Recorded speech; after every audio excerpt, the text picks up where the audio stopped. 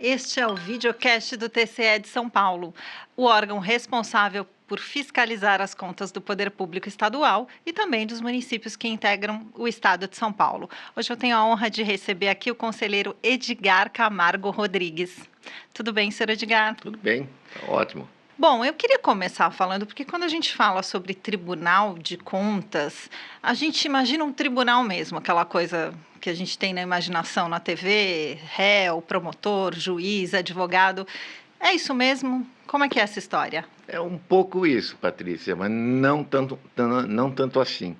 Eu tenho a impressão que hoje as pessoas já têm uma noção mais precisa do que é um tribunal de contas, né?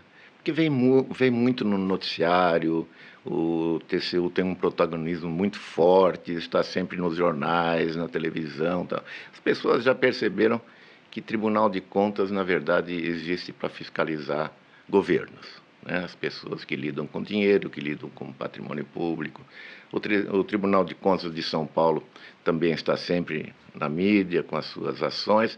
As pessoas já percebem que não é aquele tribunal do Perry Mason, né? Eu falo Perry Mason por causa da minha idade, não sei nem se você sabe quem é Perry Então, Mason, lembra dele. explica pra gente o que é. Perry Mason era um seriado de TV, né, que passava nos anos 60, que era sobre tribunal, né? Mas tribunal criminal. E o Perry Mason era um advogado que, além de tudo, era um grande detetive. Dirigia um Cadillac em 1960, tinha uma secretária muito bonita, como convém um bom advogado. E a série fazia muito sucesso. E tribunal de júri. Hoje mesmo, né, nos filmes que a gente vê na televisão, sempre aparecem, né, os jurados e aqueles Sim. discursos do advogado.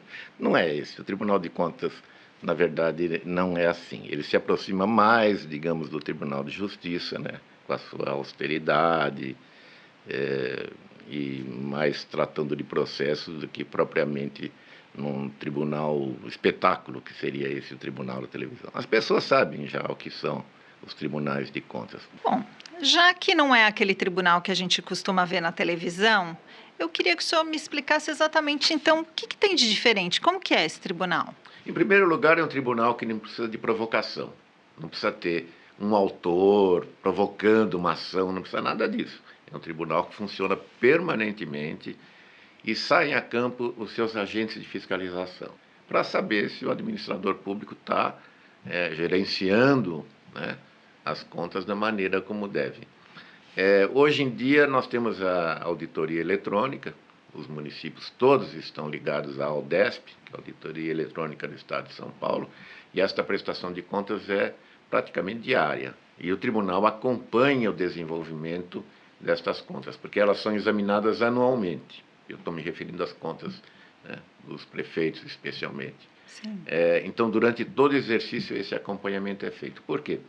Porque o tribunal tem a capacidade de alertar se houver algum desvio ou se começar a haver algum desvio. Digamos, está gastando muito com pessoal, está deixando de gastar em educação e saúde. E aí, como é que é esse alerta? Esse alerta sai também eletronicamente, Tá. o prefeito vai recebendo. Ok. Isto tudo forma um conjunto de informações, e este conjunto de informações aí sim vai subir para apreciação do tribunal, que são os conselheiros, né?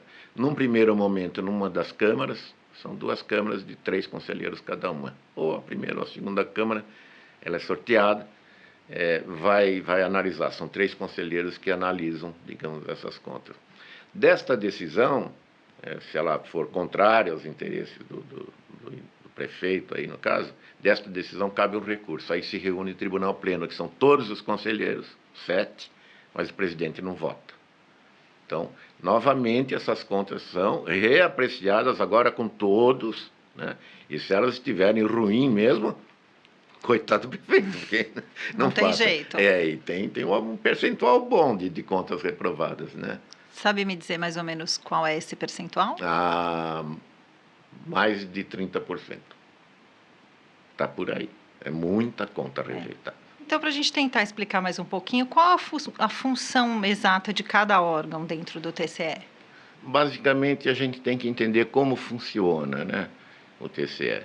Ele avaliza e avalia as contas de todas as pessoas que usam, administram ou gerenciam dinheiros públicos, né? Os prefeitos e o governador no estado de São Paulo, eles não são julgados pelo tribunal, mas as suas contas anuais recebem um parecer técnico e quem julga é o Poder Legislativo.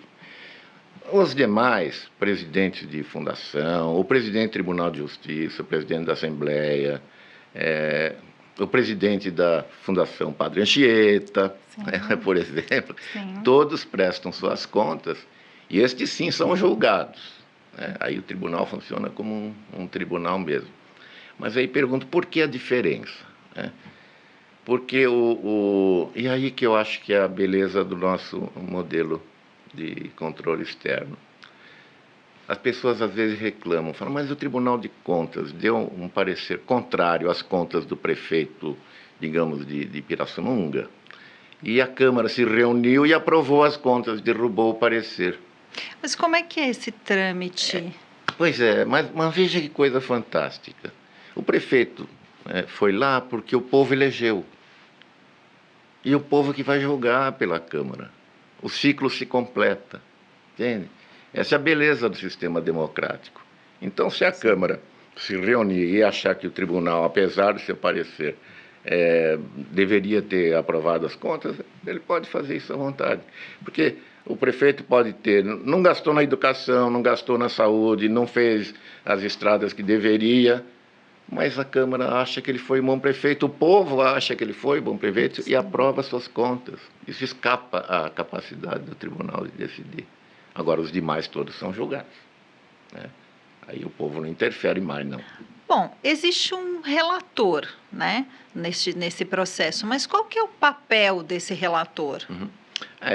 Às vezes tem relator, às vezes não tem. Porque às vezes Quando não tem relator? o conselheiro pode decidir sozinho.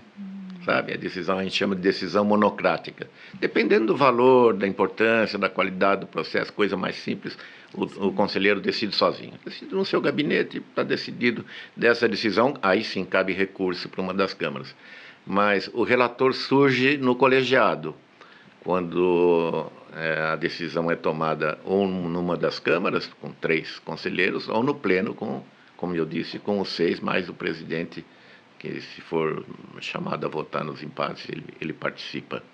Aí o relator é aquele conselheiro incumbido de ter examinado o processo, uma vez examinado o processo, dizer, de maneira resumidamente, no que consiste, o que foi possível apurar e dar a sua opinião.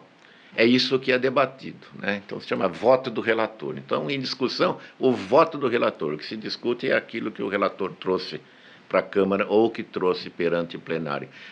Desse debate nasce a decisão do tribunal. Bom, o senhor já foi presidente do TCE 5 vezes, é isso? 5 vezes, É um cargo de extrema responsabilidade. Como é que é presidir essas sessões do Tribunal Pleno, participar de todo esse processo? Olha, é ótimo, porque nós temos um pessoal extremamente habilitado. Nós temos lá, vocês devem conhecer ou vão conhecer o doutor Sérgio Rossi, por exemplo, que é o diretor-geral do tribunal. Ele está lá há 50 anos. Ele sabe tudo do Tribunal de Contas. É o nosso apoio, né? Eu tive, pelo menos nas oportunidades que presidi o tribunal, e agora recentemente, num ano difícil, que foi o ano da pandemia, um excelente diretor administrativo, que é o Carlos Malek, né? Tem um excelente diretor de TI, que é o Fábio Xavier. Eu faço questão de dizer os nomes deles, porque eles merecem ser referenciados. Então, você tem um pessoal extraordinário. O nosso pessoal de campo, os agentes de fiscalização, passam por concursos rigorosíssimos. São treinados depois com muito rigor também, e todos eles são muito dedicados. Então, não é difícil ser presidente do tribunal. Não é. Nas 5 oportunidades, eu tive a felicidade de conseguir terminar os mandatos, acho, de maneira a ter colaborado de certa forma, né? E só não serei mais presidente, que ano que vem eu me aposento, né? Quando a gente fala que vê exatamente todas as contas do prefeito, do governador, me explica um pouco melhor, exatamente todas as contas, quais contas Não, há que números passam pelo básicos, TCE? né? Há números que são importantes porque são derivados da Constituição, obrigações básicas. Por exemplo, nunca gastar menos do que 25% em educação. Aí tem que gastar no mínimo 25% em educação. E também tem os índices mínimos de saúde, tem o máximo de pessoal que ele pode gastar. Quer dizer, estes são os números básicos que o tribunal, em princípio, controla. Previdência, se deixar de pagar a previdência, também este é considerado um pecado capital. Pagamento de precatórios, que são as dívidas do município, se tem que ser honradas naquele exercício, segundo uma programação anterior. Então, são basicamente esses aspectos que o tribunal acompanha. Independentemente disso, se o prefeito assina um contrato de uma obra, dependendo do valor, isso também é examinado. Aí, de maneira separada, quer dizer. Aí de maneira separada tem uma sessão extraordinária ou Não, o processo é outro. O processo é outro. O processo é outro. Mas Ele é aí tem uma autuado fiscalização mais sim. Aí o prefeito maior, digamos assim. Ele é chamado, inclusive, a dar explicações. Ou ele, ou o secretário dele, que assinou o prefeito, contratou a obra. Se ele tiver algum apontamento da nossa auditoria, da nossa fiscalização, aí ele se dá a oportunidade de defesa. Isso é importantíssimo. Todos têm o direito de se defender, né? Então, ele dá as explicações são examinadas tecnicamente pelas áreas do tribunal, pelas áreas de assessoramento e, finalmente, vai para o conselheiro ou conselheiros decidirem também nas câmaras ou no pleno. E aí ele aí existe o parecer final e é possível recorrer ou não? Sempre é possível recorrer. Não, às vezes, se for final mesmo, não tem mais recurso. Agora, isto aqui tem uma atividade muito importante também do tribunal, que é antecipar o erro, digamos, exame de edital. É uma das principais atribuições do tribunal hoje, exames de edital. É colocado um edital público para a construção de um viaduto. Qualquer pessoa que esteja acompanhando esse processo pode se dirigir ao tribunal e falar: há um defeito ali, consistente nesta. Quando o senhor fala qualquer pessoa, eu posso ir lá e apontar um erro? Olha... Perfeitamente. Okay. Como cidadão, qualquer cidadão pode apontar o erro a qualquer momento.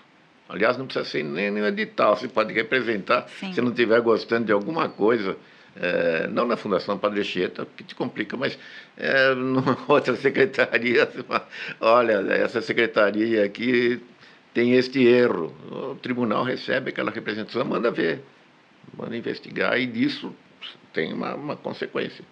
Sempre tem uma consequência, né? Alguém é responsabilizado, a menos que seja tudo certo, que também aí o tribunal reconhece. Está tudo certo, não tem problema. Então, todo o processo é muito, muito transparente. Todo transparente. Qualquer pessoa pode acompanhar. Antigamente não era assim, os processos tinham certa reserva. Não, hoje qualquer pessoa vai na internet, abre lá, acompanha o processo, vê o que está acontecendo, vê o resultado, né? Isso gera... Eu não sei se nós temos tempo de falar mais um pouquinho.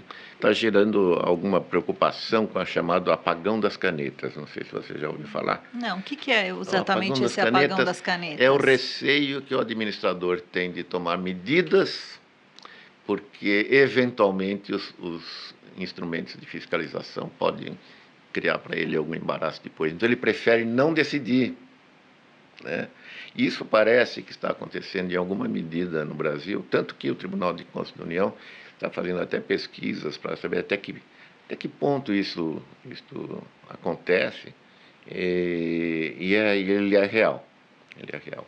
Acredito até que a própria alteração recente da Lei de Improbidade Administrativa veio em razão um pouco disso aqui. Sim. Sabe? A pessoa, do prefeito, do administrador, deixar de fazer alguma coisa com medo. Isso não pode acontecer.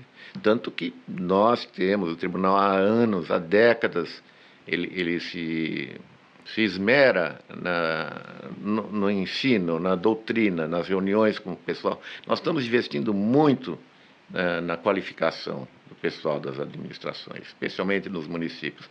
Eu acredito que dessa especialização, do interesse que possa ser despertado nas pessoas com relação à administração pública, deva surgir lideranças autênticas, lideranças políticas autênticas e informadas. Esse trabalho E eu acho valiosíssimo o que o tribunal faz. Eu queria agradecer sua participação, a participação aqui do senhor Edgar Camargo Rodrigues. Muito obrigada. Chegamos ao final de mais um videocast do TCE de São Paulo. Até a próxima. Tchau.